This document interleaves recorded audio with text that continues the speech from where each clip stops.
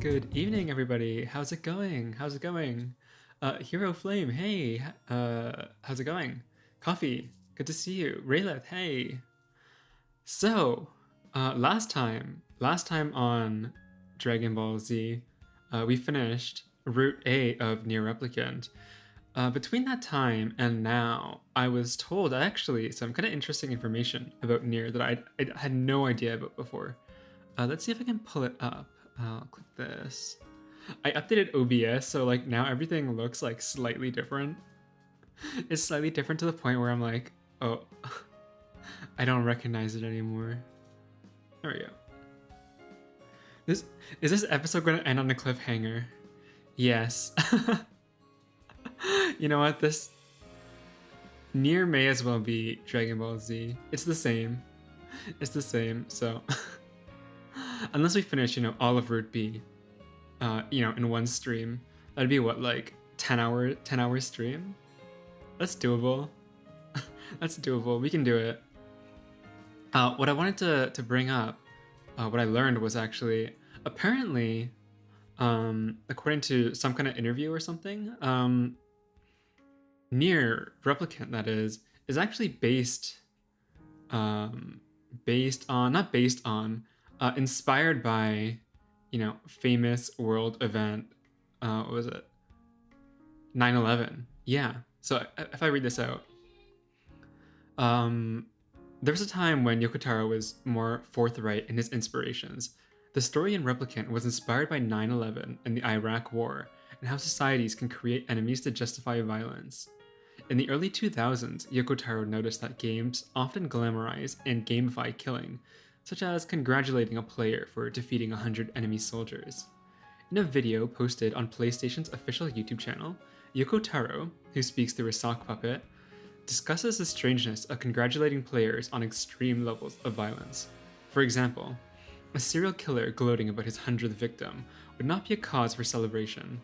Instead, society, we live in a society, would call that person insane. During the Iraq War, as Japanese media was reporting on terrorist organizations and violence in the Middle East, Yoko Taro came to a different conclusion. You don't have to be insane to kill someone. You just have to think you're right.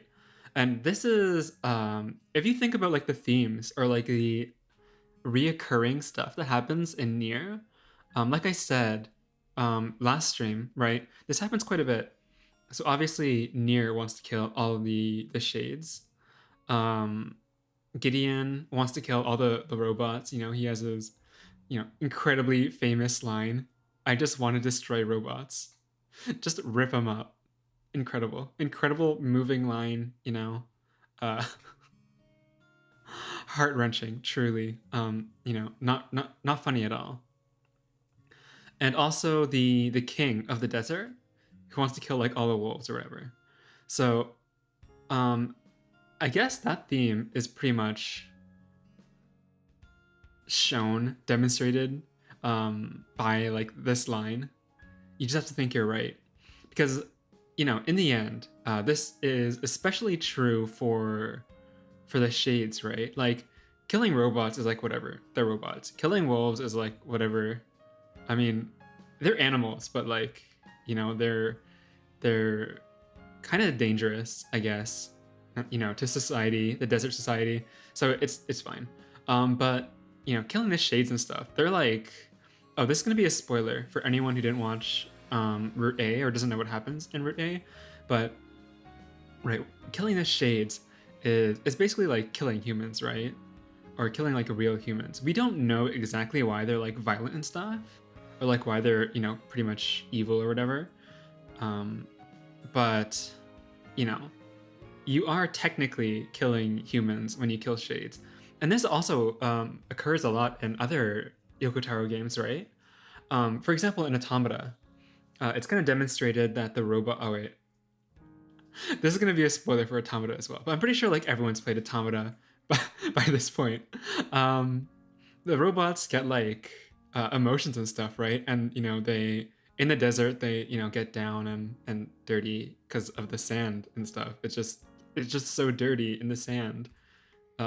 No other meaning there. But you know, the robots are shown to be able to like obtain consciousness and some kind of like emotional capacity somehow. Um, but you still kill them. You still kill them because you think you're right.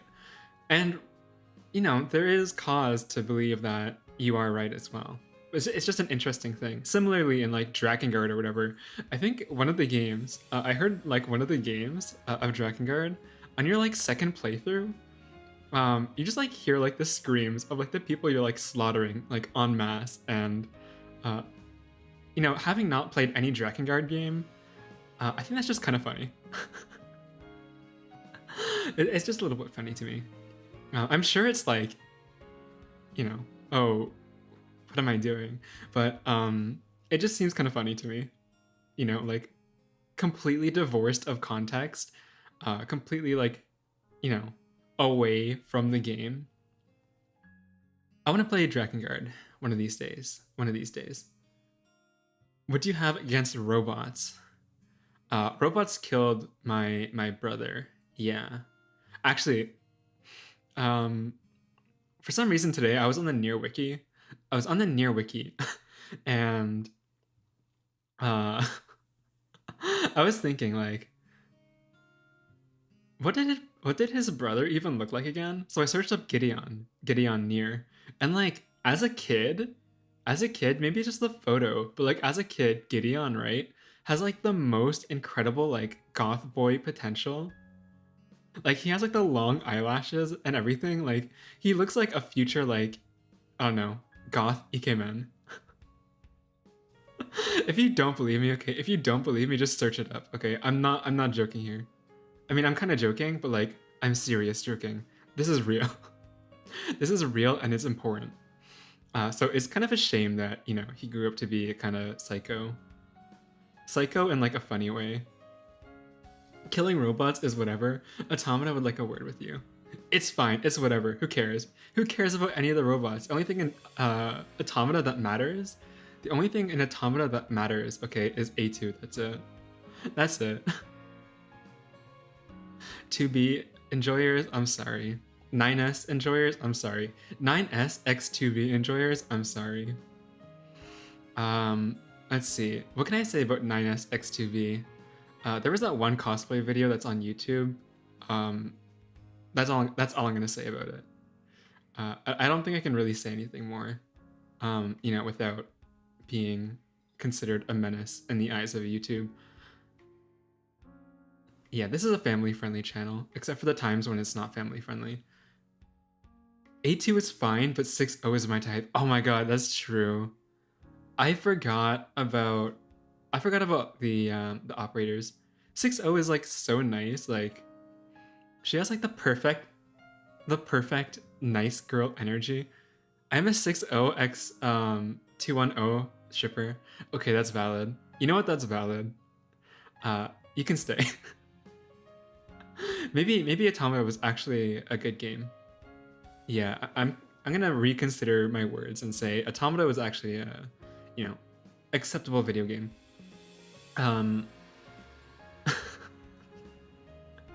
No, seriously, the operators were so good. The operators were so good, and also the pods. I like all the little banter and stuff.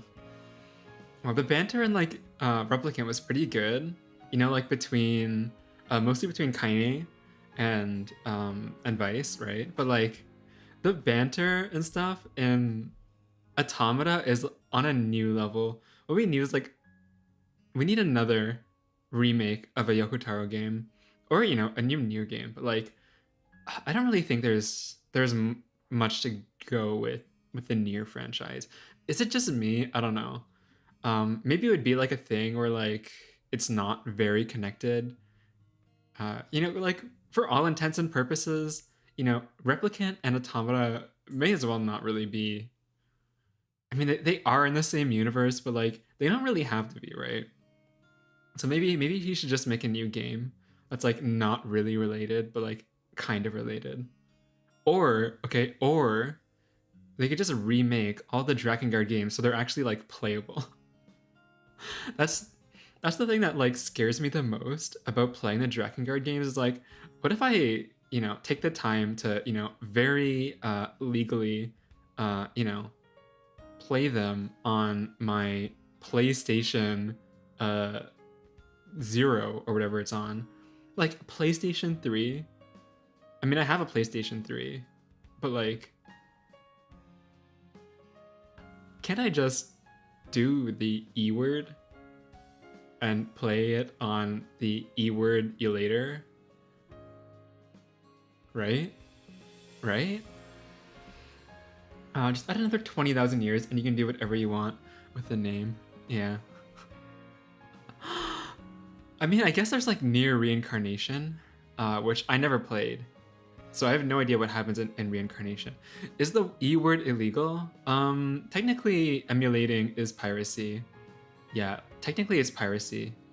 So that's why like Nintendo is so hardcore against emulation. Because it's like technically, not what you're supposed to do.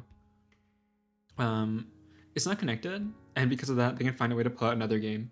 True. Yeah, that's what they should do. Anyways, I think it's about time. We should, but like, who will know? Or was it? I was gonna say FBI, but like, I don't live in a country that has an FBI. It's the, it's the federal agent that's like watching me through like some camouflaged area of my roof that I believe is solid, but I can never truly know because I'm too short to reach it.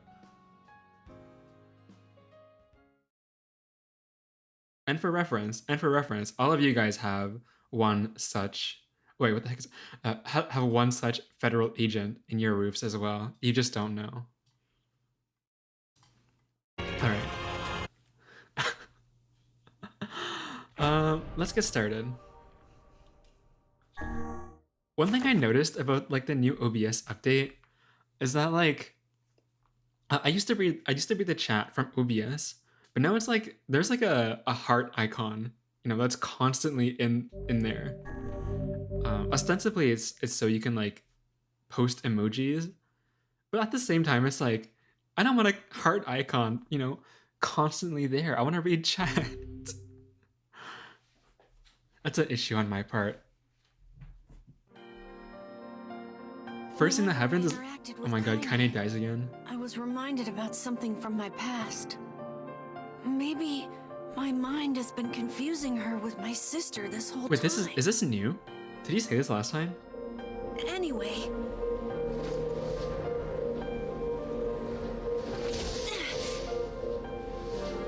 Alright, so this is when we sealed her into a rock or something.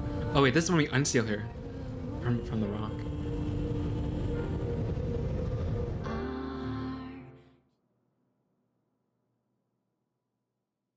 Discrimination. Uh-oh. Oh my god, my leg just went numb. Hold on, wait. Oh my god. Okay, 1 second. Am I gonna survive this? Oh my god. Okay, it's not that bad. It's not that bad. I think I can live. I just need to like not think about it and, my leg is gonna return to normal. The sound of rain filled the village. The steep cliffs that surrounded the area magnified sound, causing even the slightest drizzle to rattle like a thunderstorm. Thin wisps of smoke streamed from huts as the villagers huddled in their homes and waited out the rain. A single child, however, had braved the downpour and was now wandering slowly towards the wooden hawk-shaped weather vane? Okay. At the center of town. The wanderer reached the vane, which had existed for as long as any could remember, and stared. The child's face was simultaneously delicate and fierce, like a teacup that had survived a shipwreck. Those traits combined with pale white skin give the face an almost sexless quality. If the beak turns east, I go home. If it stays west, then I... The child blinked. Rain slowly dripped down the young one's short hair and began its descent to the ground. Come on. Come on. The child had felt a slight breeze and watched as the vein slowly quaked to life. Spinning this way and that for a moment, it finally settled with the beak pointing firmly towards the east. East? Really? Before the vein could move again, a jagged rock came spinning and tumbling through the air, striking home against the child's head. The force of the blow dropped the child to the ground as a hail of stones began to fall all around. Oh no, they found me. Oh wait, so is she getting stoned? Like with rocks, not like the other way. A heartbreaking smile crept across the child's face as the stones continued their assault. Through the rain, the sound of multiple footsteps grew louder before a voice rang out. Yoo-hoo, Kaine. The voice belonged to Demo, the worst of all the bullies in the area. As Kaine struggled to stand, a final stone came skittering through the mud and bounced against her foot. Blood oozed from a cut above her eye and blurred her vision, but she could make out the shapes of Demo and his usual gang of idiots. The boy seemed taken aback for a moment by Kaine's seeming indifference to the blood dripping from her face, but quickly regained his bravado. What's up, freak? You like the rain? You like getting all wet? Or did you finally decide to run away from home? Though she knew it was futile, Kaine turned to leave. Before she could get more than a few steps, the other children scrambled to surround her, cruelty burning in their eyes. Kaine knew those were not the only eyes on her. The tormentor's parents watched from the safety of their homes. She was attuned to this sensation. It was one she had experienced many times before. While some villagers simply turned a blind eye to the actions of their children, many encouraged it openly. In a society ruled by superstition and fear, Kaine was something to be hated, and if possible, destroyed. Like robots. It didn't say you could leave, freak. Demo's words chewed at her like a worm through an apple. You can't hurt me, she lied to herself. Be strong, be brave. He can't hurt me, he can't hurt me, he can't hurt. Oh look, the little freak is gonna cry. What's wrong? Are you sad that everyone hates you and wants you dead? Kaine prayed for the rain to flood down and carry her away from a world that seemed to have no place for her. But if there were gods, they chose to ignore her. As Demo crept ever closer, the clouds began to thin, and the rain slowed. Even the weather hates me. I'm useless. A failure. I wish Demo's rock had taken my head off. Kaine couldn't meet Demo's leering gaze. She lowered her eyes and stared at the muddy ground below. The bully moved forward until he was inches away. She could smell the scent of old meat on his breath. He did not wash or brush his teeth. The boy grabbed Kaine's face with thick fingers and yanked it upward. She tried to run away, but he forced her gaze back and jammed his thumb against her eyelid to pry it open. Yikes. Show me. No. Did you just say no? Demo grinned evilly. You don't say no to me. No one says no to me.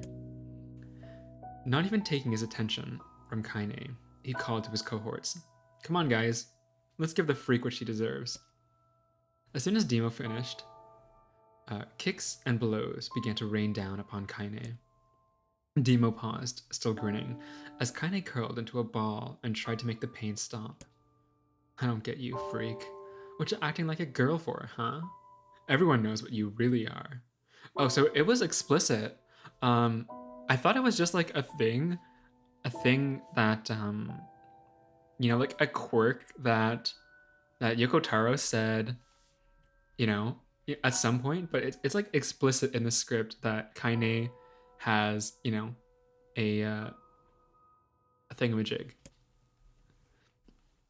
But also is like, you know, has the biology you would expect. Kaine ignored the question, choosing instead to stare at the weather vane. It continued to point east, as if supremely confident about the future it had chosen for her. Go home? Yeah, that's a funny joke for someone with dead parents and no home to go to. Freak, chanted the children. Freak, freak, freak. Kaine closed her eyes and listened to the rain, waiting for the pain to start again. As the clutching hands of the village children closed around her, she bent her mind to the sound of the rain, letting it letting it become her world entire. The rain fell, but the pain never came. Only when the laughter of her tormentors turned to terrified cries did she dare open a single blood-caked eye. Kaine was shocked to see Demo sprawled on the ground, holding his head and screaming in pain. She could see blood welling from spaces between his fat, twisted fingers. Oh my god.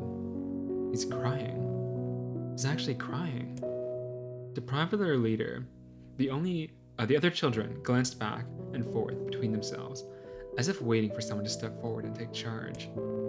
When no savior emerged, they began an uneasy shuffle away from Kaine. But the young girl was the least of their concerns. Instead, their attention was wrapped on the ancient woman standing a few feet away. Is that her grandma? Did she beat the snot out of these kids? After struggling to breathe for a moment, after struggling for breath for a moment, she finally spoke in a voice thick with rage. Oh, so she learned it from her grandma. Hurts like a bitch, doesn't it? Now, I suggest you scatter before I throw another one. And if any of you little bastards ever touch my Kaine again, I'll do far worse than throw a rock. You can count on it. Okay, this grandma is like pretty hardcore. The old woman crouched down and gently touched the hand Demo was using to cover the wound. Before he could think to protest, she ground her palm into the wound and twisted back and forth. Oh my god. Ow, he screamed, leaping to his feet. Stop it, what are you doing? Quit whining. Ain't no one ever died from a scratch. You hit me with a rock, you stupid bitch. A big one. Nothing could have killed me. The old woman shrugged. Death is the best cure for stupid. Oh my god. So she definitely learned it from her grandma then. Demo's face twisted with rage at her words. Locking his eyes on Kaine, he took a step backwards and spat on the ground. Get out. Leave this village. No one wants you here. Either of you. Seeing the old woman grab another stone, Demo and his companions turned tail and ran. As they fled, the old woman grabbed her side and barked out a single laugh. Ha! Look at the fat boy go. Guess he's healthy enough to run from a fight. The woman's smile faded, and she turned her attention to Kaine. Kneeling down, she removed her shawl and placed it around the young girl's shoulders, then produced a cloth from the folds of her dress and began blotting at the blood on her forehead. Oh, Kaine, she said, why didn't you fight back? You're stronger than that lot. The words of her grandmother stung Kaine, and she turned away. Don't be nice to me, she said. I don't deserve it. Nothing matters anymore. Her tears, held in check for so long, finally began to fall on the muddy ground below. Everyone hates me. They think I caused bad things to happen, and they think I'm a freak. I wish I was dead. As Kaine's tears turned to sobs, she felt her grandmother's hands on her shoulders. Despite her advanced age and diminutive size, she was a woman of surprising strength, and Kaine found herself unable to turn away. Don't talk like that, girl. It's a river wide and deep that flows between the realms of this world and the next, and it grants no mercy to any that attempt to cross them. You got a duty to fight until your last breath. Understand? The old woman tightened her grip and tried to still the tremor in her voice. You know the pain of losing someone close to you, Kaine. You know because you survived it. As the words hit home, Kaine was struck by the force of her love for the old woman. As a young child, she didn't even know of her grandmother, but when her parents died, the woman quickly accepted her as her own. Grandma, as Kaine called her, was cunning, vulgar, and quick to violence, and their first few years together had not been easy. But with each year that passed, Kaine and her grandmother had grown closer. However, it was only now, sitting in the mud with tears and blood caking her face, that Kaine truly understood the depths of her affection. Here was a woman who had seen hard times, who had seen death, who had fought through all these things and somehow emerged on the other side. If anyone could understand Kaine's pain and loneliness, it was her. Do I make you sick, Grandma? Of course not. Don't be an ass. Kaine drew her grandmother's moth-eaten shawl around her body and shuddered.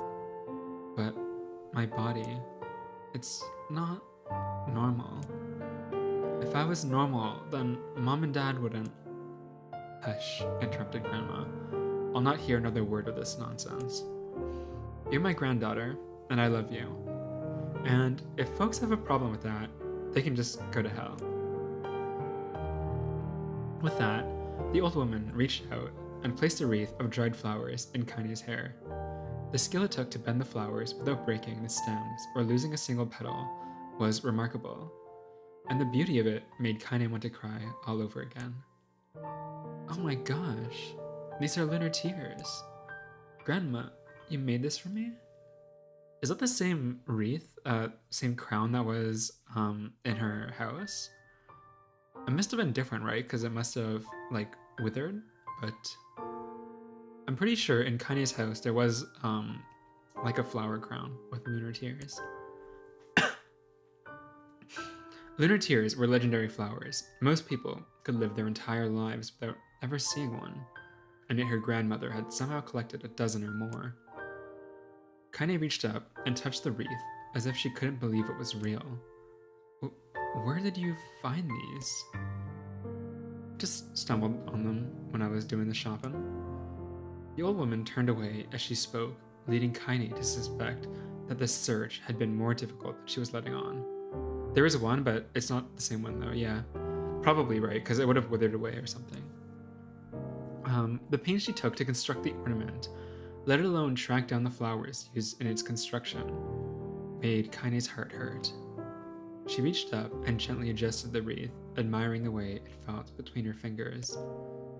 Didn't quite turn out right, said her grandmother as she squinted at it. These old hands have trouble with delicate work, but it sure looks good on a pretty girl like you. Kaine blushed and turned away. You think I'm pretty? Of course you are. What a foolish thing to say. Thank you, Grandma. Her grandmother smiled. We're gonna be fine, you and me, she said. Long as we got each other, we'll be just fine. Kaine took her grandmother's hand in hers, and the two of them struggled to their feet.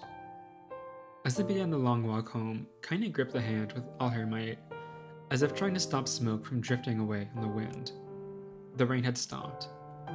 Kaine stood beneath the weather vane, watching it spin in lazy circles, no longer caring about the direction it faced when it stopped. I don't need to escape. I have a home now. Grandma loves me, and that's enough. Even if it's us against the world. Kaine let her gaze drift up past the vane and into the cloudy sky. The last faint hints of a rainbow were slowly fading. As she turned and headed for home, the light scattered into a million particles and vanished, seemingly taken away in the breeze. Okay, hold on. Before the next one, I'm gonna be right back.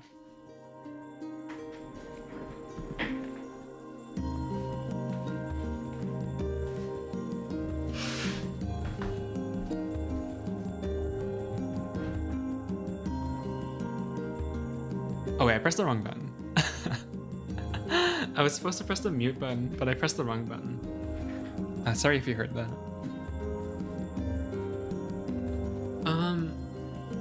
Is the battle with the huge shade in the Airy? Is that before or after the time skip? I don't remember. In the distance, Kaine heard the steady sounds of an axe striking wood. The noise had a purposeful quality to it, as if she was hearing a master woodsman go about his work. The firewood being produced, however, was as far from a work of art as it could be. Pieces of every shape and size were being flung about by a barren yard with wild abandon. Anyone trying to stack such wood would probably die of frustration before the job was through. Stupid piece of shit axe. Kaine's grandmother flailed away with the axe, filling the air with both splinters of wood and words that would make most hardened sailor blush. Before the time skip? Okay, yeah, I thought so too. Grandma, called Kaine. That you, Kaine? Yelled the old woman, taking her eyes off the wood for a moment. Don't get too close, or I might take your goddamn foot off by mistake. She brought the axe down on the piece of wood, sending chips flying in every direction. One spun past Kaine close enough for her to hear the whistle, at which point she decided to step back. Once she'd scuttled to a safe distance, she cupped her hands around her mouth and shouted, Grandma! Do you need any help?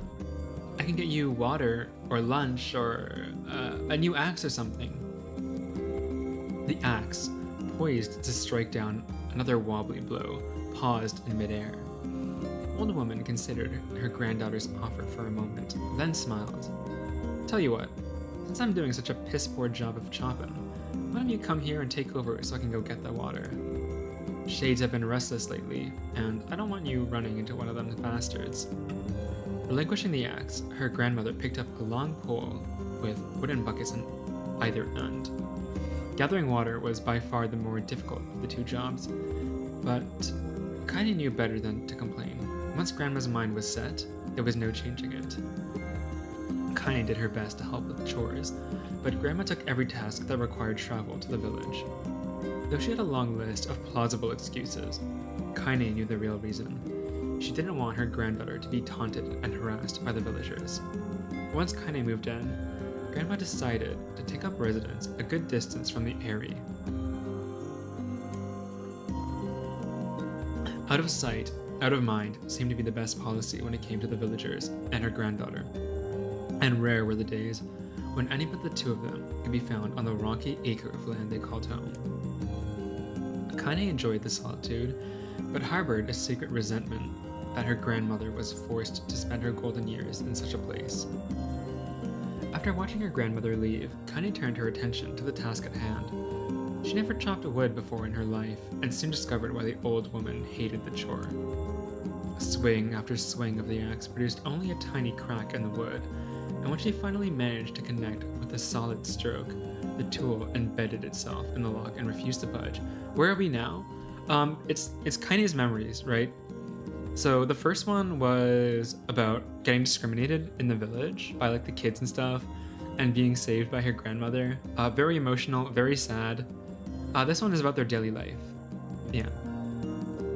Frustrated, Kaine swung the axe around her head and threw it, log and all, across the yard. Damn it. Crap.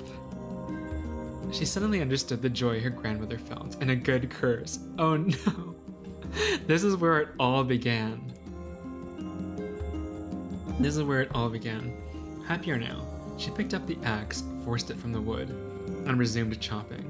She had a natural skill with the blade, but the task was challenging, and blisters soon began to form on her small, pink hands. This is tough. And my logs are all weird sizes. Spitting on her palms and ignoring the pain, Kaine redoubled her efforts. Just as she was developing a rhythm, Grandma returned from the village. Setting down her buckets with a small sigh, she took one look at the logs and coughed out a wheezy laugh. Pretty clumsy, girl. You better practice if you... Her grandmother suddenly collapsed to her knees. I thought this was supposed to be the daily life episode, not the grandma dies episode. Causing one of the buckets to wobble precariously. Eyes wide, Kaine dropped the axe and ran to her grandmother's side. Grandma! The old woman shook her head and pointed a trembling finger at the bucket. Get the bucket. Can't let it spill. Kaine steadied the bucket with a foot as she knelt by her grandmother. A small bit of water sloshed over the side and made a new home in the hem of her dress, but Kaine didn't notice. Grandma? Grandma, what's happening? Crazed with panic, she grabbed her grandmother by the shoulders and shook. After a moment, the woman lifted her arms and batted Kaine away. Stop that! Just stop, she cried, breathing heavily. It ain't like I'm dying. Just tired from the trip is all. Kaine desperately wanted to believe her, but one look at the old woman's shaking hands and worn face told her more than words ever could. Her grandmother had lived a long, hard life, and it seemed the bill was finally coming due. The time when her grandmother watched over Kaine was ending. Sooner than either of them had feared, their positions would be reversed. The next morning, Kaine came to the side of her grandmother's bed and took her wrinkled hand. "Grandma, you're sick, and you need medicine. I'm going to the village." The old woman shook her head and tried to rise, but Kaine gently pushed her down. "It's all right," she said. "I'll be fine." Her grandmother fixed her gaze. Her grandmother fixed her with a gaze that could melt steel. After what seemed an eternity, she finally lowered her eyes and sighed. "Well, I don't like it, god damn it. But I guess I should quit being so stubborn and let you grow up." The old woman watched as Kaine strapped on her boots and made her way down the road to the village. Okay, this was before Kaine wore heels, I guess. Does Kaine wear heels? I feel like she wears heels. Hours later, as an unseen sun made its way across a dark and rainy sky, she was still watching. Kaine moved at a brisk pace, checking her pockets every few minutes to make sure the money her grandmother gave her was still there. Every noise caused her to spin on her heels, making sure she wasn't being stalked by a shade, or worse, Demo and his gang. Is actually just the Kaine Grows Up episode? Alright, I trust you. But she encountered neither tormentors nor shades, and Kaine finally found herself at the entrance to the village. The few adults she could see glanced sideways at her, then muttered to each other behind raised hands before slinking away into the shadows. Her heart racing, Kaine took a series of rapid, shallow breaths and tried to calm herself. "I have to prove myself. I have to help Grandma. I have to be strong." She chanted those words to herself over and over as she slowly made her way. Finally, her eyes settled on a rotund older woman who was angrily waving her arms in the air and telling anyone who would listen what she thought of Kaine's presence. "Hey lady," said Kaine with a bravado she did not feel. "Where's the apothecary?" The woman's flabby cheeks shook in bewildered anger. "How dare this thing speak to me?" they seemed to say. But Kaine saw that her eyes held a different emotion. Fear. "Yeah, we're both scared, lady. Trust me on this one." "Which way?" Kaine repeated. The woman pointed at a small building to her right before hitching up her dress and stumbling off in the other direction. Kaine cringed. Cringe moment, expecting a stone to come flying from the assembled crowd, but none came. Her mind was filled with a strange sense of pride, and she made her way to the apothecary. But the new emotion had little time to take root, for as soon as she opened the door, she noticed a familiar customer at the counter. It was Demo. He'd clearly been sent on some kind of family errand, because his gang of followers was nowhere to be found. "Oh my g," he sputtered. What are you doing here, freak?" The insult was delivered without force, and Kaine happily ignored it. Stretching on tiptoes to see over the counter, she asked the shopkeeper for the medication. "Ha!" barked Demo. "That old bitch finally keel over? Go to hell, Demo." The boy's eyes grew so wide they seemed ready to fall out of his head. I have hiccups. But before he could let fly a comeback, or worse, a punch, the apothecary told them to knock it off before he kicked them out of the store. Demo slunk out of the shop, cursing Kaine under his breath. Once he was gone, she allowed herself to breathe once more, taking a brief tour of the shop while the owner prepared her medication. Countless tiny bottles filled the cramped store, each with a label written in some indecipherable language. An ocean of aromas assaulted her nose, creating a scent that was exotic, but not altogether unpleasant. Seeing such a variety of supplies gave Kaine a sense of peace. Surely, in a world so vast, there would be a place that she could call home. On the far wall, behind the counter, rested a portrait of a stunning young girl. The picture had once contained bright, vibrant colors, but time had worked its cruel magic and they were beginning to fade. The beauty of the work, however, remained undiminished. "You like that picture?" Kaine turned behind the apothecary with a small vial of medicine in his hand. His eyes were gentle but sad, and they seemed to stare through her and into nothing as he spoke. "That's my daughter. I sketched it when she was just a little girl. She's been dead for a long time now." Kaine didn't know how to respond. She just stared at the portrait and tried to come up with the right words.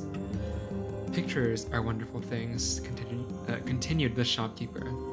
"They let the ones closest to you live on forever." I feel like my tongue is already starting to get tied. He shook his head slightly, then looked down at Kaine and smiled.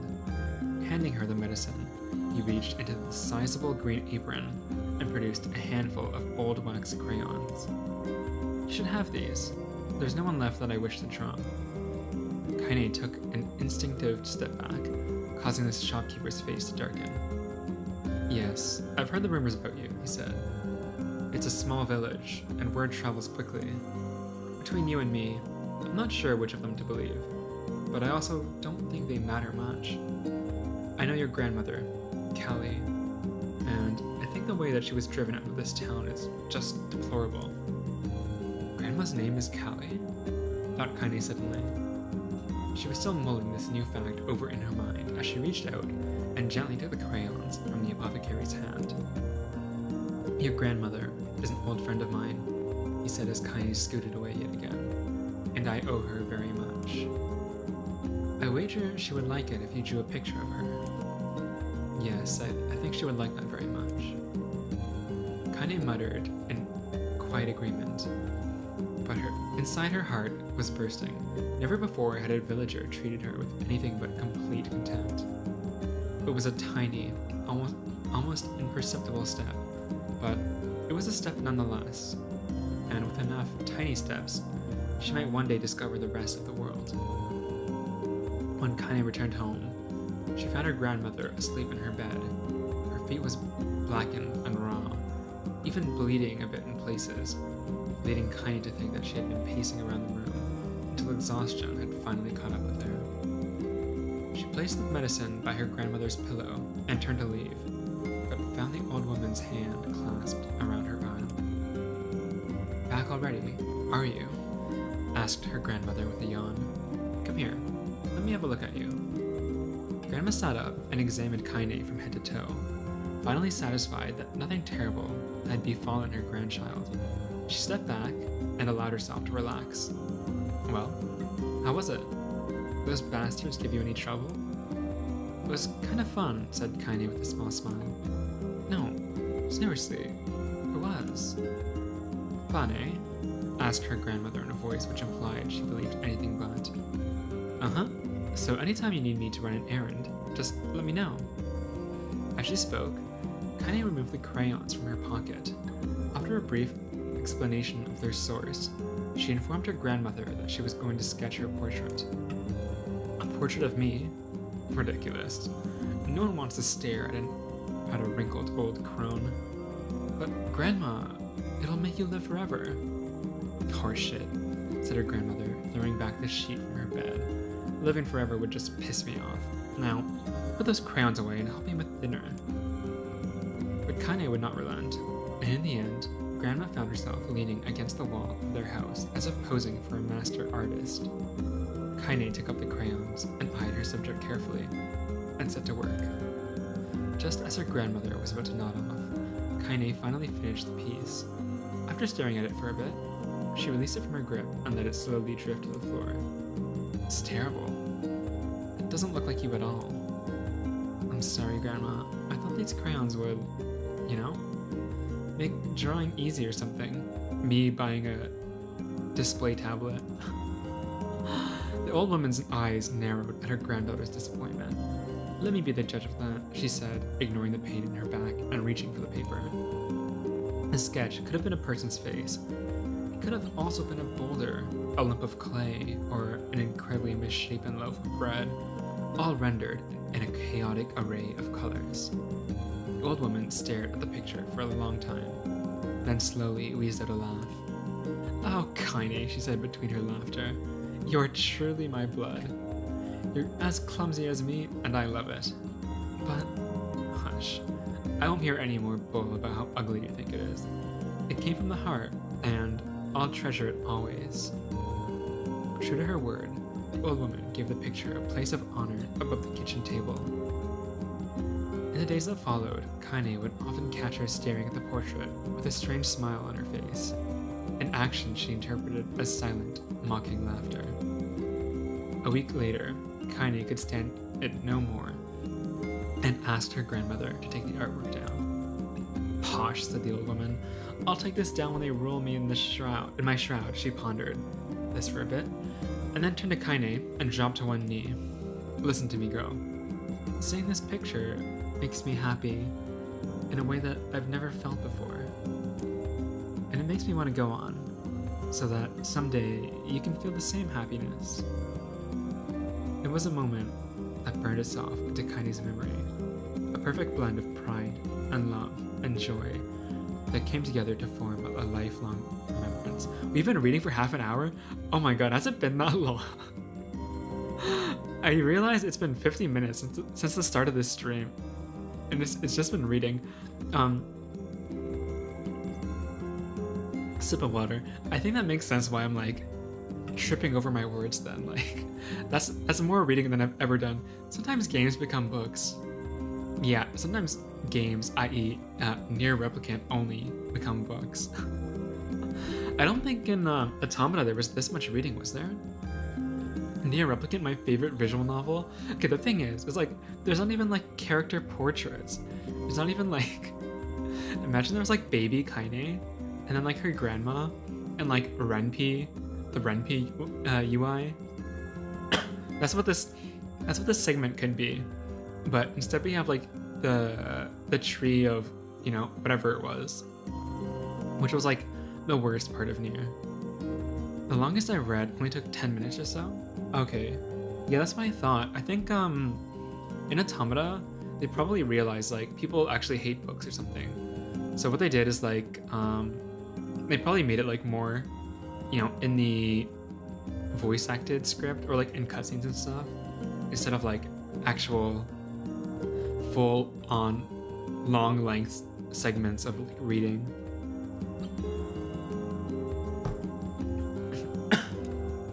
She swore to never forget this moment, to never forget the old woman who had made her place in the world possible. Time moves on. People and memories move in and out of a life like ghosts passing through a hall. But this moment will be different, Kaine swore, because I'll remember it forever. Forever. No, there's a third one. I mean, it's not bad. I think these memories are like, they're kind of endearing. I mean, definitely it would be easier to like read it, you know, not out loud. It'd be faster too, but it's definitely better than the tree segment, which is like probably unrelated stories. I think they're only like tangentially related to NieR. Maybe, I don't know. Maybe there's like some symbolism or something in those stories that are like more important that I'm not really like catching on right now. But that whole segment was kind of boring, in my opinion. Kaine listened to the sound of crackling firewood and stared at the black object on her plate. She'd been pushing it around the wooden disc for a good 10 minutes, ignoring the bemused stare of her grandmother. The tree knows everything? Well, maybe it should know less. Finally, she summoned her courage and gave the object a brief sniff. Wow, she's a sniffer. A sharp, bitter scent flew up her nostrils and made its home there, causing her face to twist with disgust. Grandma, I can't believe you want me to eat a bug. The old woman threw some more wood under the cooking pot and snorted. It's no bug, you fool girl. It's a berry. Why the hell would I be feeding you bugs? Yeah, well, it sure looks like a bug, said Kaine. And I think it's burnt or something because it smells terrible. With that, Kaine held her nose and threw the berry in her mouth, chewing as little as possible. Oh yeah, that's terrible, all right. Why, you little brat, laughed the old woman. Look at the sass on you. You've been spending too much time with me, and that's a fact. 5 years had passed since the moment when Kaine's grandmother had saved her from the bullies. As is often the way with two stubborn people, their relationship had grown in fits and starts, but moved forward all the same. Meals that used to be somber affairs were now filled with laughter and hurled abuse in equal measure. Kaine could not remember a time when she had been happier. As the years went by, Kaine started to shoulder more and more of the daily responsibilities. Her grandmother's legs grew weaker by the day, and she could no longer do many of the chores she used to take for granted. And so, this morning, found Kaine lacing up her work boots with a breakfast of burned berry rolling through her belly. "Where are you going today?"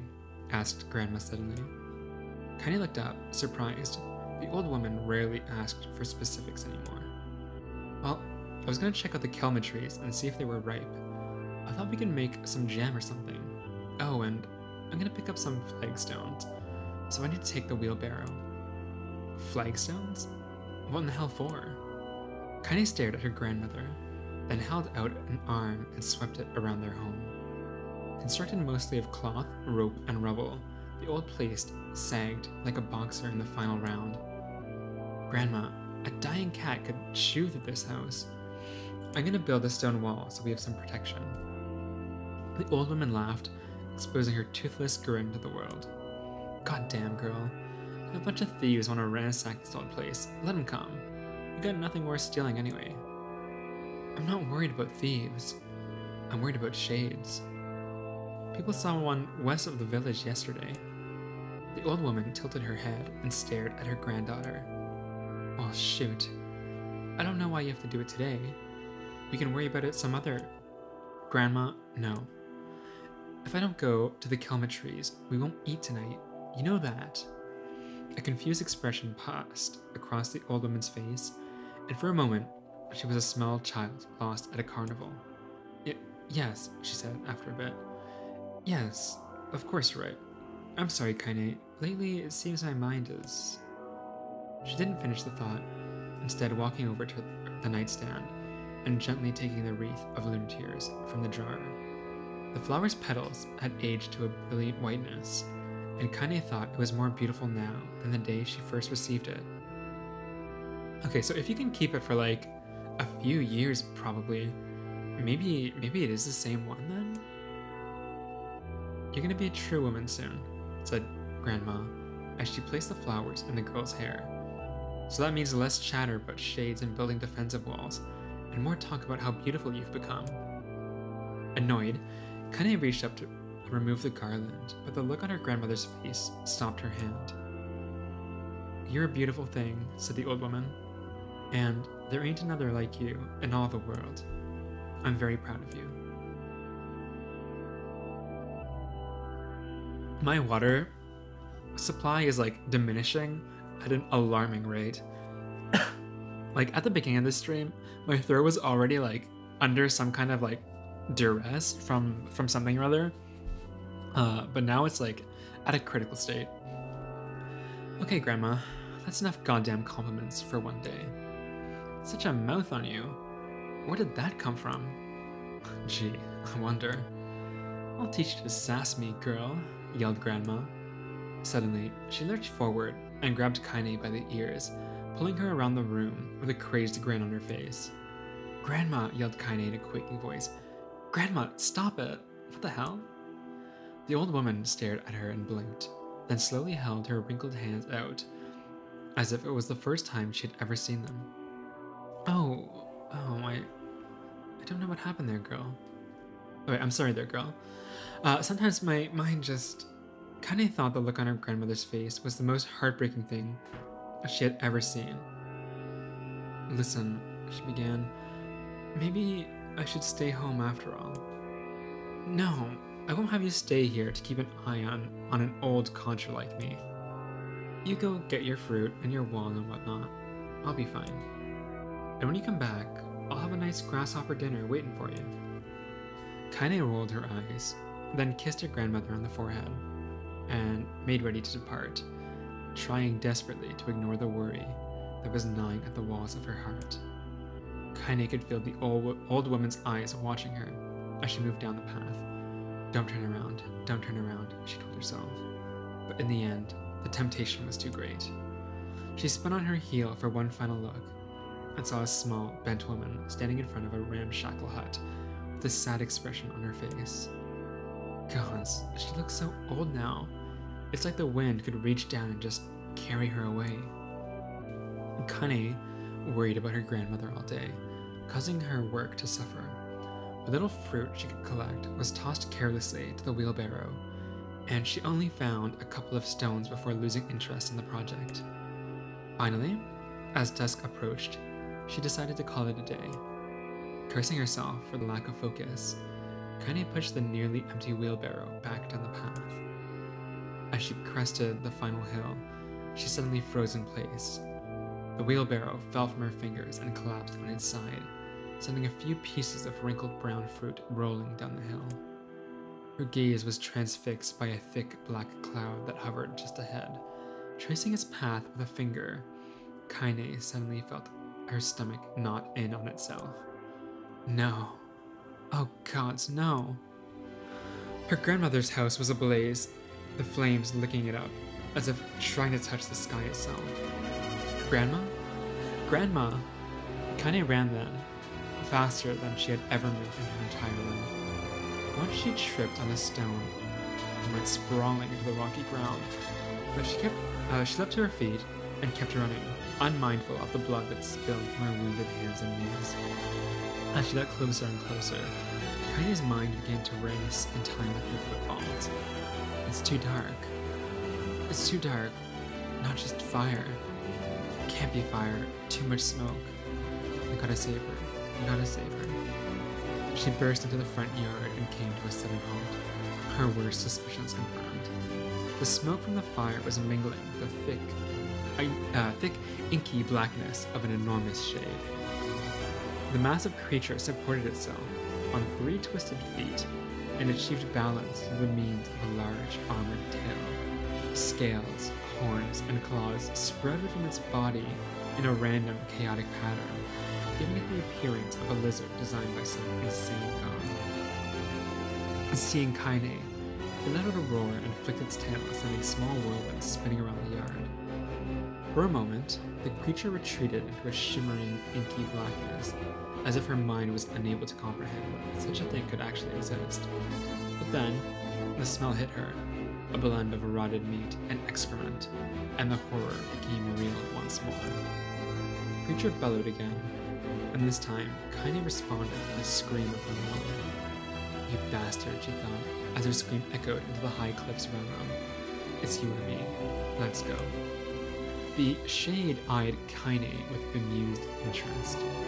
Then it began looking from her to the house and back again, as if urging her to look at the destruction it had so gleefully wrought. With dread building in her heart, Kaine glanced towards the house. Through smoke and flames, she spotted a small figure struggling to escape the ruins.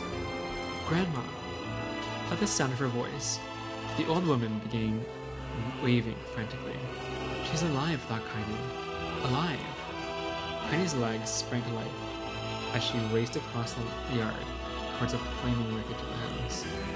Before she could advance more than a few steps, the shade opens its mouth and let out a roar powerful enough to uproot trees and send them flying. The blast sent Kaine tumbling through the air before smashing her against the rocky earth. Stars danced in front of her eyes as she tried to remember how her legs worked. Get up. Get up. Get up, get up. Get up now. As Kaine struggled to her feet, the shade stomped towards the house and pinned her grandmother towards the ground with the tip of a claw. The old woman struggled to move the claw from her stomach, but she might well have been pushing the mountain. She coughed briefly, sending a small spray of blood into the air, then collapsed to the ground, her energy spent. Kaine lurched to her feet, only to fall back to the earth with a gasp. Her ankles were on fire. One or both of them were surely broken. Ignoring the pain that screamed through her body, she began dragging herself across the ground, leaving a drunken trail of dust and blood in her wake. Grandma! Hold on, just a little longer.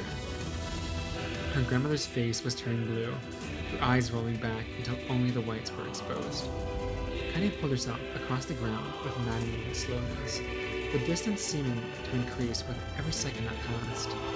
The shining let I say, oh my god, it's over for me. My tongue is gone. Everything's gone. Hold on. Let's go water first.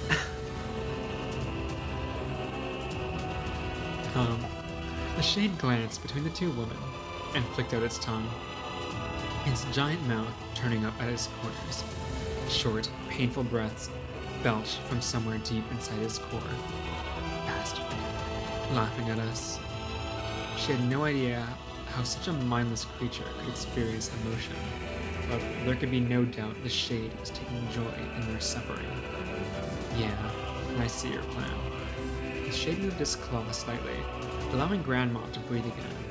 It was clearly keeping her alive only to snuff out her life when Kaine was close enough to catch her. I'm gonna kill this bastard. Summoning all her strength, Kaine rose to her feet. There was a sickening snap from her right ankle as the foot twisted backwards, but she forced it from her mind and began to hobble towards the monster. Pulling a small knife from the pouch at her waist, she leapt on the foot that pinned her grandmother and plunged the weapon deep. "Give her back," she screamed. "Give her back to me." It was like stabbing a rock. After a few swipes, the knife broke at the hilt with a dull snap.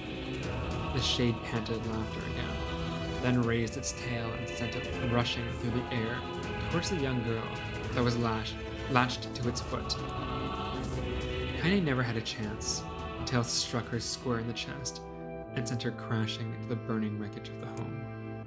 As she lay on the ground with blood pouring from multiple wounds, a small, weak voice spoke up. "Kaine?" Kaine's vision blurred, but she forced herself to focus on the sound. Finally, her eyes cleared enough for her to make out her grandmother's hands reaching out to her through the smoke. "Grandma? Kaine, you gotta run. You can't best this one." Kaine grabbed the hands and held on with all her strength. "Grandma, come on, we have to go." The old woman coughed loudly. One of her hands, slick with blood, slipped from Kaine's grasp and thumped to the ground below. "Grandma, no, no. I said run, goddammit. You have to live. You have to get through." The thought would stay forever unfinished. Before she could say another word, the shade's clawed foot descended, smashing in through the remains of the roof and down upon the shattered figure of the old woman. Blood oozed from the gaps in the creature's toes as the terrible, putrid smell assaulted Kaine's nose once again. She stared at the foot, dumbfounded, convinced that what she was seeing could not possibly be real. When the creature finally lifted its appendage, all that remained underneath was a twisted, unrecognizable mass of rubble and red. Her grandmother was gone. Kaine blinked, trying to feel the hands which had been in hers just a moment before. For a fleeting instant, she could remember the warmth of that embrace, the trembling of her fingers, but then the sensation drifted away on the breeze and was gone. Memories flashed through Kaine's mind, one after another, faster and faster, until they became a meaningless jangle of noise. Kaine screamed then, a thunderous sound that echoed off the cliffs and seemed to roll away forever. The shade eased forwards, black ichor pouring from its mouth and dissolving into smoke on the ground below. The earth shook with every step as it crept towards its prey.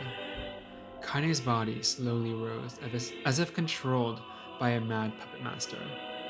Her arms and legs were bent at impossible angles, her head lolled dangerously to the side. Yet, somehow, she managed to stand. Staring at the shade, her eyes began to glow with a deep red fire. The creature, so confident just moments before, took a slow, hesitant step backwards, trying to discern if this broken human could possibly pose a threat. Kaine seized the moment. Laughing like a madwoman, She leapt into the air and plunged the shattered hilt of her knife deep into the leg of the shade. The shade shook Kaine off like a fly, sending her crashing into the earth once again.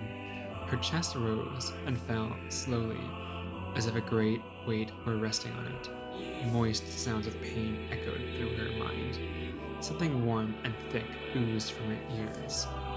Is that blood? I think it is. I think I'm bleeding to death. No, can't die. Grandma told me to live.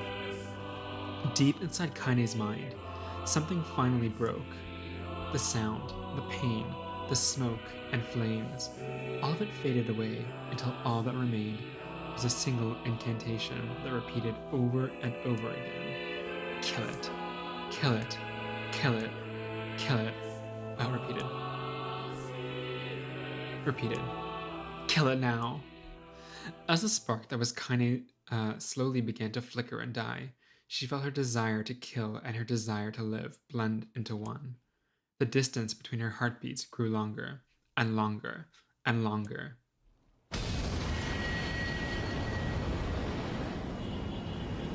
We're finally done reading, you guys. It's finally over. We did it. We beat NieR.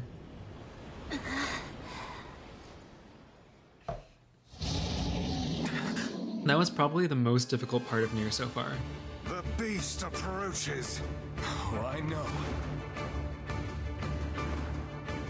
The gameplay is over. That's what you think? Oh my god. Don't say that. Don't say that.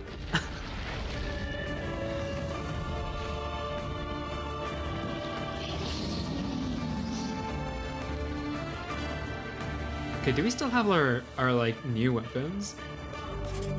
Yeah, we do, right? This is everything we had before. I wonder if the enemies are scaled up as well. What anger this creature must have. How did it even survive these past 5 years? I'm not gonna let this happen again. It dies today. My sword fits lighter. It's not the blade, but the skill of the user. Strike it down. I don't know if my skill improved at all.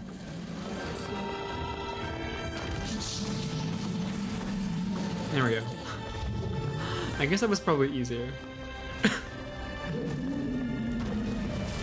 Wait, does it revive? I don't remember.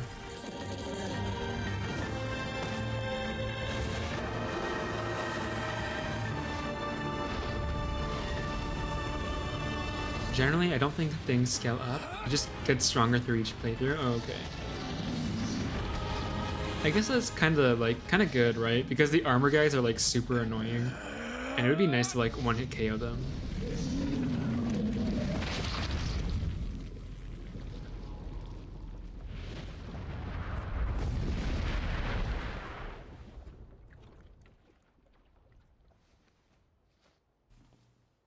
Also, I think we have like new words now that I can put on weapons and stuff. I kind of forgot about them, I think. Oh my god, no way. You've got to be joking. Gently, weakly, softly. The shade, sure that his tormentor was dead, turned and stomped off towards the horizon, stopping along the way to bellow out one final roar. Couldn't kill it. Shamed beyond imagining, Kaine tried to turn her head to the side, but only succeeded in coughing out a huge gout of blood. It was getting difficult to see, and only after a moment of fierce concentration did she realize that her left eye was gone. Laughing to herself, she turned her remaining eye to the ruins of her home and noticed a ragged stump of arm resting a few feet away. Yeah, that's mine, she thought with a mad giggle. This is gonna make clapping a real bitch. Ha! Cried a sudden voice from the depths of her mind. Finally gonna die, are ya? Well, you had it coming. Go to hell, Demo, she thought at the unseen assailant. Go to hell before I pluck out your eye and feed them to a dog. The voice of her childhood terror evaporated into smoke, only to be replaced by another, more recent voice.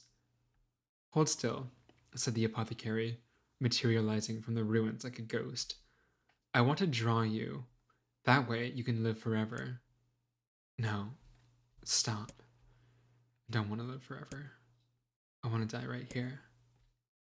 I see, he said quietly. Well, if that's what you want. The spectral shopkeeper fluttered in and out of existence for a moment, then produced a small piece of paper and sketched quickly. After a few seconds, he turned to Kaine and smiled. Since you rejected my offer, I decided to draw someone else.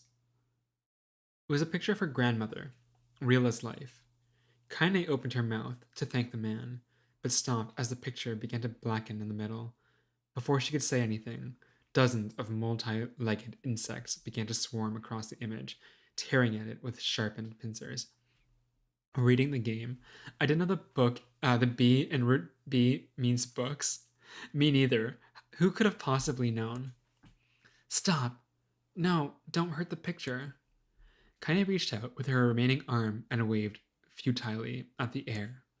To her surprise, the insects fell off the picture and to the ground below, where they vanished into tiny black tendrils of smoke. Relieved, Kaine turned her good eye back to the picture, only to open her mouth in a silent scream. The sketch now showed her grandmother as she truly was, a smashed, unrecognizable lump of nothing. The apothecary smiled and then broke into a jolly dance. See that, he cried as he danced his jig. It's perfect now. She looks just like you. Ha cha cha cha cha. What kind of laugh is that? I look like that? Oh god, I'm gonna die. I'm gonna die. Drowning in despair, Kaine laid her head back in the mud and smoke of her ruined house and waited for the end to come. But just before she let everything go, an unfamiliar voice began whispering in her ear. Ain't you got a wish, sunshine?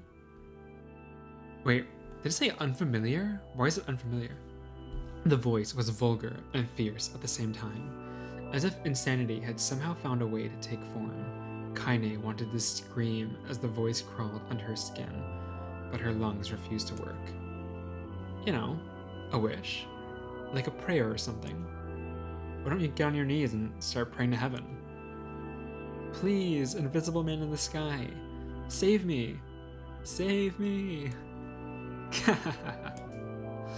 Kaine finally resorted to shouting at the voice with her mind. I don't make wishes. They don't come true for me. I'm a curse. A freak. I should be left to die. The other voice boomed in her ears. Oh my god, you're the best! Kaine glanced down and saw a black, shiny substance oozing from her legs. Oh, it's the shade inside her, I guess? She tried to brush it away, but her remaining arm would no longer respond. The substance slowly crept around her feet, and then began moving upward towards the rest of her body. Is this death? Is this what it's like? Or is my mind just losing itself? She could feel the slime oozing upwards, feeling the hot, searing pain it left in its wake. Whatever else might be happening, she was still alive, and this was real. Come on, said the voice. Let it go.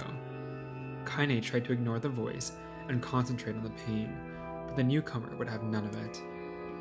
Don't ignore me, sunshine. You're ready to give up, ready to die, so why not let me have it? Have what? Your body, come on, give it to me. Give it to me. I want to stand on the ground, feel the rain, taste the wind. The voice paused as if licking its lips. When it resumed, it was filled with a mad, unabated joy. And I want to take your hands and use them to choke the goddamn life out of people. I want to tear at their throats and bathe in the blood, just like before. In response, Kaine shifted her head and vomited. The warmth of it crept down her front and mingled with the pain of the encroaching black ooze. Are you a shade? Well, maybe. What of it? The slime reached her face, crept up past her nose, and slowly oozed into the socket of her missing eye. The moment it touched her brain, Kaine was struck by the most powerful sensation she had ever felt in her life. It was ecstasy. She wanted to scream with delight, but all she could manage was a small, whispered moan. "Feels good, doesn't it?" asked the voice with a chuckle. "Yeah, what can I say? I know how to please the ladies. Now, give me the body. Come on, give me the body and I'll give you more of this feeling. It's a fair trade." A black lump began to protrude from Kaine's side. As she watched, it grew longer and thicker, eventually taking the form of her missing arm. "I can see better," she thought. "My eye must be growing back too." The slime reached up to envelop the rest of her face, but she managed to brush it away. "Stop," she whispered, marveling at how she regained her voice. "Stop." The black ooze hesitated, as if considering this request, then quickly shimmered down her body before disappearing in a cloud of smoke. "What the hell, Sunshine?" screamed the voice. "We had a deal. I thought you wanted to die." Grandma said, "Can't die yet." A brief image of her grandmother, bloodied and broken, flashed before her eyes. She saw the shade that had killed her and heard its mocking laughter, then closed her eyes and forced the image from her mind. Her whole body was quaking with rage. When she opened her eyes again, they burned bright red. "That thing took my grandmother. I have to kill it before I die." Kaine glanced down and saw a mysterious pattern. The pattern of shades burn itself into her left arm. "Well, I'll be damned," said the voice cheerfully. "Look at that, Sunshine. I think you and me are going to be good friends now." Kaine stared intently at her arm. The more emotional she felt, the more the letters seemed ready to puncture her skin and begin infecting the rest of her body. The arm clearly had a will of its own now. "Stop. Gotta stop." Holding her left arm in her right, Kaine took a deep breath and tried to calm herself. "Come on, don't fight it," pleaded the voice. "Heat's my favorite dish, and I'm hungry. Let it go. Feel the anger. Burn with the fire of revenge. Thirst for blood, then go out there and..." "Shut up. Shut up and get the hell out of my body." "Your body? Oh, that's rich, Sunshine. Real rich. Look, why don't you just up and die so I can have this body all to myself? What do you say? I bet those buddies of yours in the area would love to see you dead." Kaine grabbed a nearby shard of glass and tried to saw off the shade-infected portion of her side. Before she could, her darkened left arm grabbed her right wrist, crushing it. Kaine screamed and dropped the shard as the sound of bone crunching on bone filled the air. "Stupid idiot girl. You're possessed now, Sunshine, and there ain't no going back." The voice laughed again, a loud, long wail that seemed to go on without end. "Possessed?" whispered Kaine. "Yeah, possessed. You and me. We got what you might call a timeshare arrangement.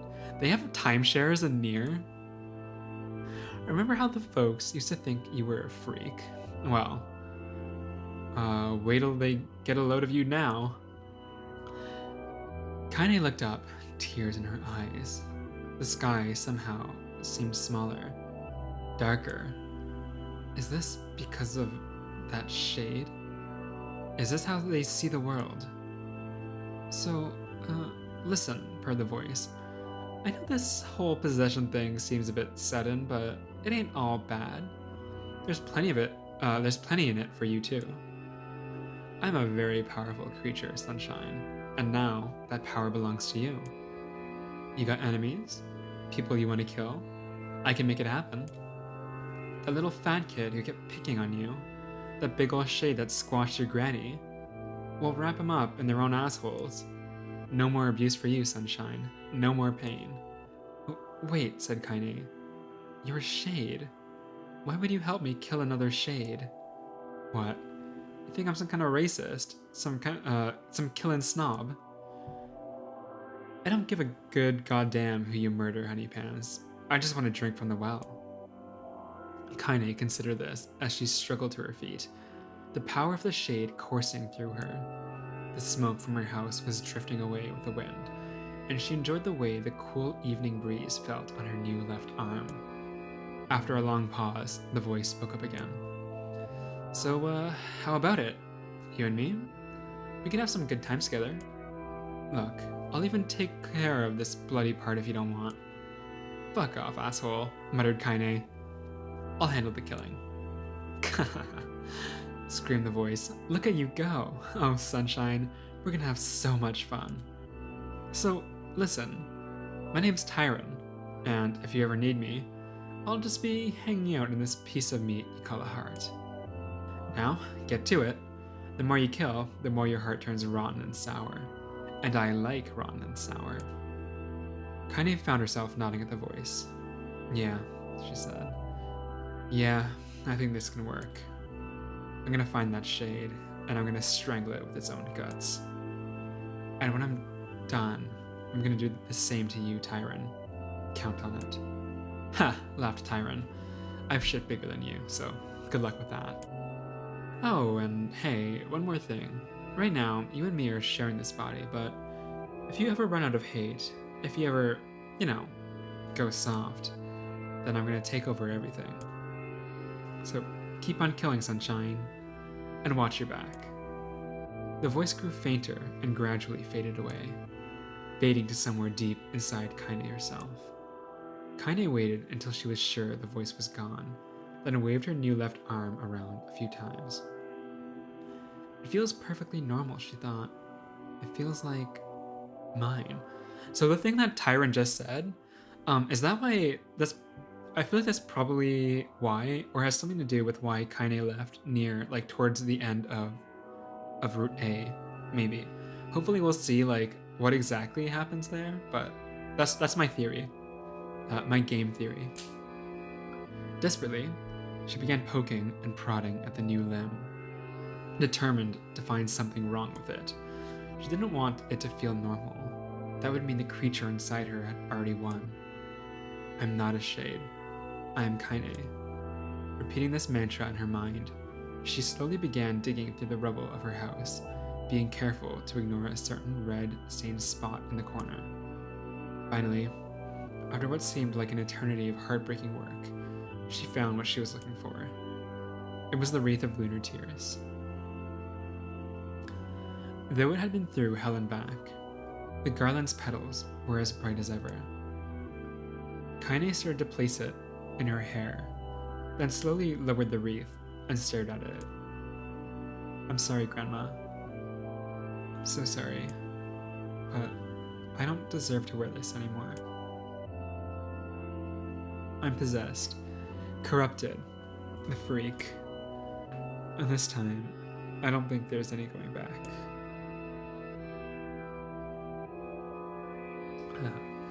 Holding the flowers to her heart, Kaine fell to the ground and sobbed. As night gradually lightened to dawn, and the people of the area arose to their daily lives, she remained in that position, as if tears could somehow wash away the horror that now infected her world. Alive! Stay alive! Stay alive! Grandma. Grandma Emile. Kaine, you gotta live! You gotta come back to us!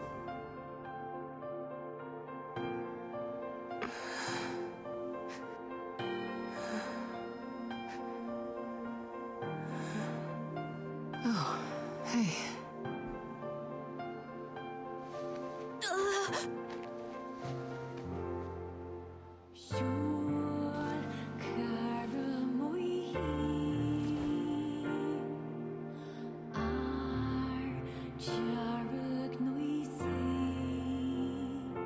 Emile, you were the one calling me, weren't you? You still recognize me? Of course. I knew you right away. Thank you, Kaine. Welcome back, Kaine.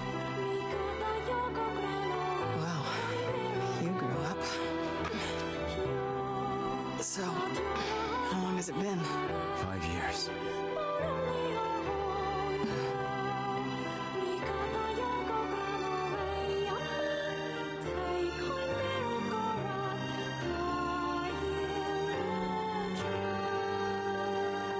Shit. That's a long time. Is it just because of the added context? Or like, did they change this cutscene so like it hits like a lot deeper this time? I feel like when I saw this cutscene for the first time, I was like, ha, this is nothing. But now I'm like, oh, it's kind of meaningful actually. Any luck with Yona? That's probably gonna be how it is for like the entire game. Like every single line where I'm like, oh, that's kind of weird in like a funny way. I'll be like, oh. I feel like that's gonna happen a lot in this playthrough. We are still no closer to finding her. We need a way to locate the Shadow Lord. By the way, this is for you. Is that a lunar tear? It's not as good as your grandmother's, but I tried. No, it's great. Thank you.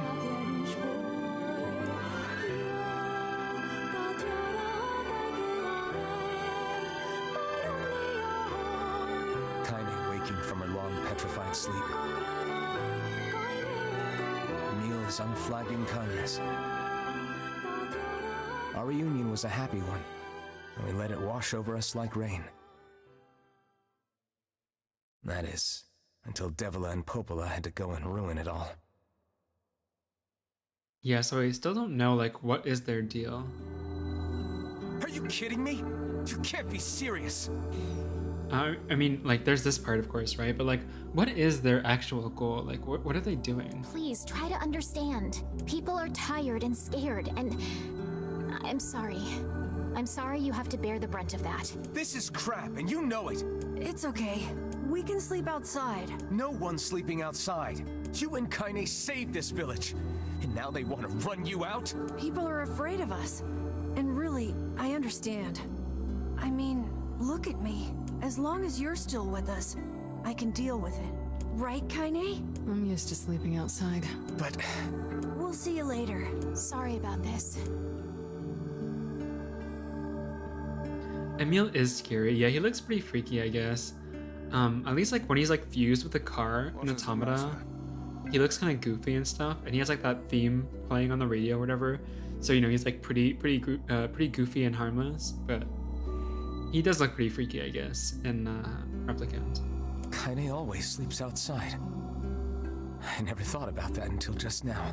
It's kind of weird that he like never thought about it until just now. Never even occurred to me. Damn it. I guess he's like super tunnel-minded on Yona though, so I guess it's fine. We should turn in.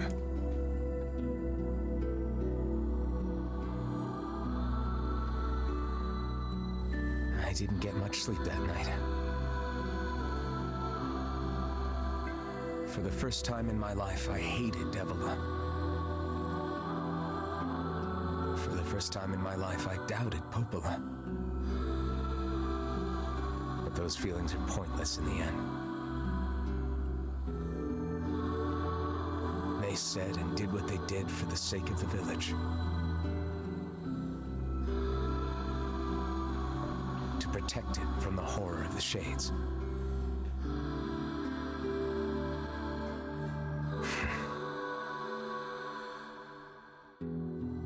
Really, how can I blame Devila and Popola? In the end, I'm just as bad. Because I never once stopped to think about Kaine and Emil's situation myself.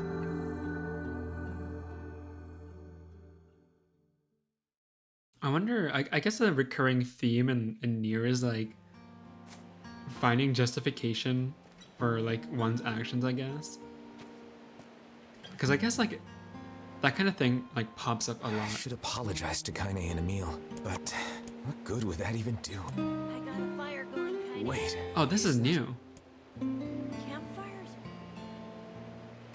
I'm so happy to get to talk to you again, Kaine. Yeah, me too. I tried everything I could think of to save you, you know. I polished you with this special cloth. I poured warm water over you. Wait, you poured water on me? Yeah, but it didn't really do much except make you all shiny. Hey, Emil. Thanks for saving me. I guess you noticed how I look different now. I'm sorry, Emil. I'm sorry for all of it. Well, I mean, this new form isn't all bad, you know? At least I can look at you when we talk, right? Hey, so why don't you tell me something about yourself? I'm not very interesting. Sorry.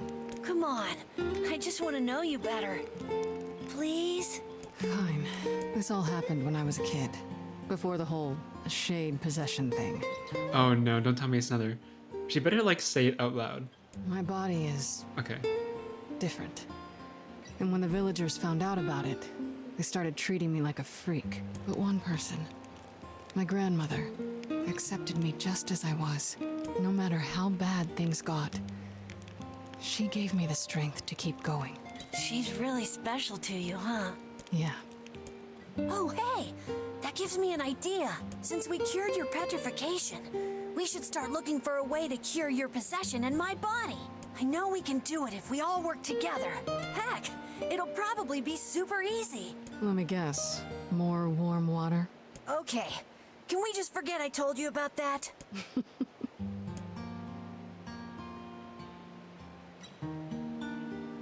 There's your 2-line summary of the hour of reading.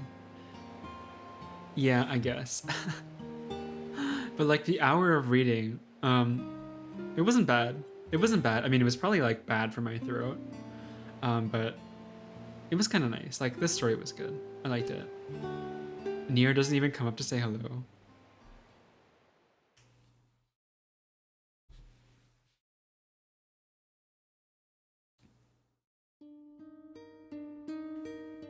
Sleep well? Sure. And yet your red eyes tell a different tale. Don't be so hard on yourself, lad. I need to go see Devila and Popola. Very well. Oops. Oh, that was the right thing. Okay. Gold moonflower seed? I think that's normal. Actually, did I say this off stream? I did do like a bunch of the farming off stream. I actually realized farming in NieR is so bad. Like the animations take forever. I'll show you. So what you want to do basically is you want to put down like a fertilizer first. That's like 3 seconds right there, 3 or 4 seconds right there, and you want to plant the seed. Let's just say I want to plant like I don't know, blue moonflower. I don't know. Sure. Let's plant like a gold moonflower seed, okay? Another like 3 or 4 seconds there. And then you need to water it. There's like 3 actions per thing, okay? 3 actions per thing. Each takes like 5 seconds. You got like 15 of these to do. And then, not only that, it's not like, you know, a game where it's kind of be like meant that you're farming.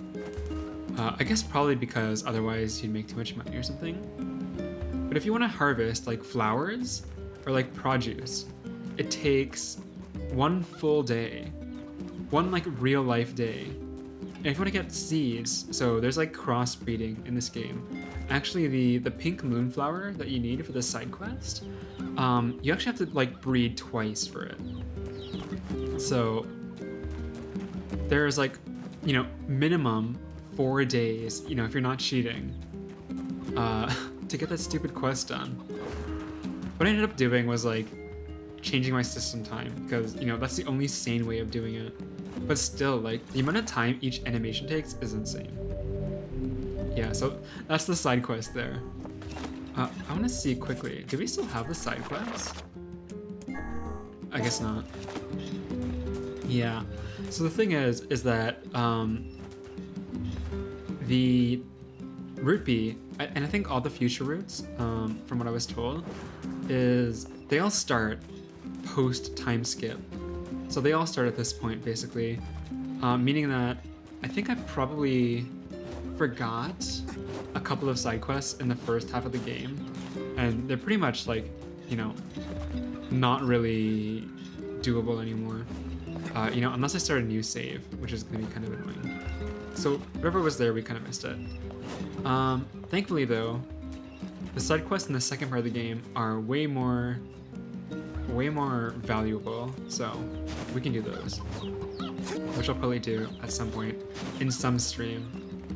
But not this one, because I think for this stream, I hate to say it, but all that reading, and you know, various other things. I'm not sure if you guys heard it.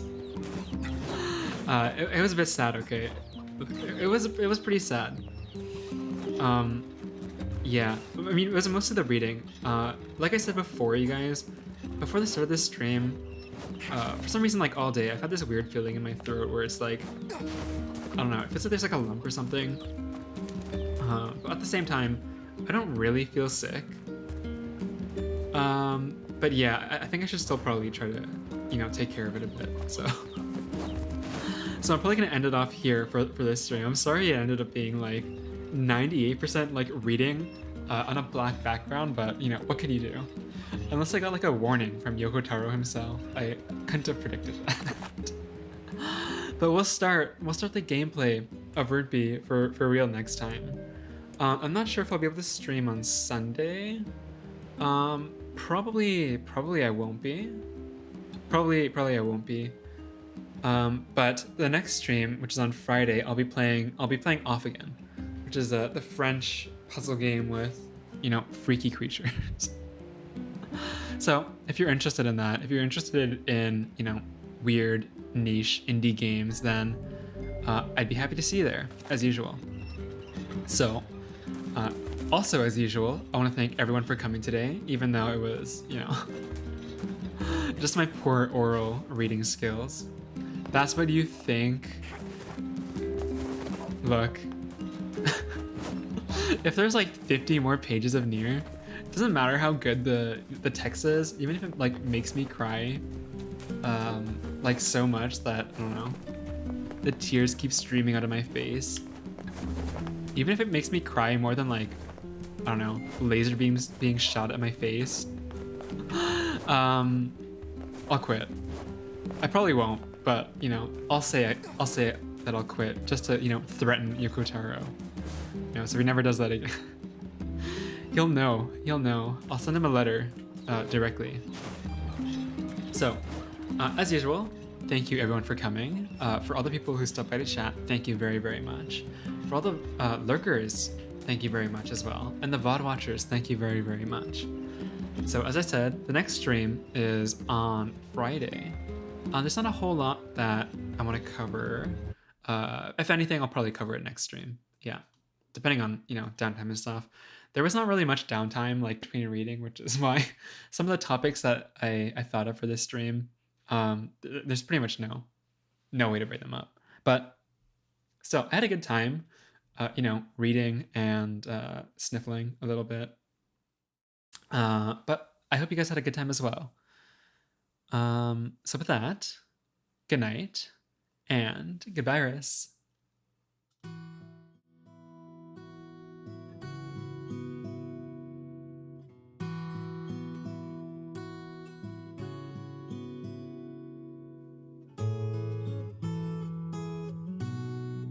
That was actually really good though.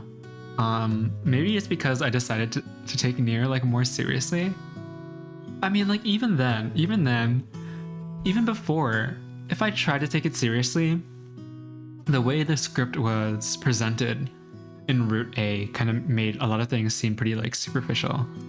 But it seems to be a lot better. Like with the added context from, you know, whatever's going to be presented and stuff in Route B, it seems like it's going to be like a lot better.